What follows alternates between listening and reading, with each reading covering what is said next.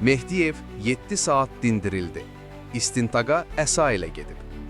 Dövlət Təhlükəsizliyi Xidmətinin İstintaq Baş İdarəsində aparılan istintaq çərçivəsində Prezident aparatının sabiq rəhbəri Ramiz Mehdiyev növbəti dəfə ifadə verib. Gözaltı günün səsi.infoya istinadla xəbər verir ki, barəsində ev dustaqlığı qətimkan tədbiri seçilən Ramiz Mehdiyev dünən 7 saata yaxın müstəntiqlərin suallarını cavablandırıb. Mehdiyevi dövlət tərəfindən təqdim edilən vəkil Zaur Abiyev müşayiət edib. Məlumatda o da bildirilir ki, Ramiz Mehdiyev istintaqa gələrkən əlində əsa olub.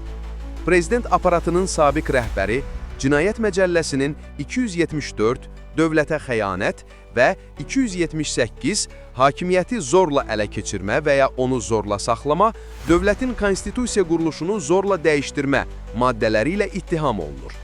Səbail rayon məhkəməsi onun barəsində 4 ay müddətinə ev dustaqlığı qətimkan tədbiri seçib. Gündəlik hadisələrdən xəbərdar olmaq üçün bizi izləyin. Söz altında yox, göz altıda qalın.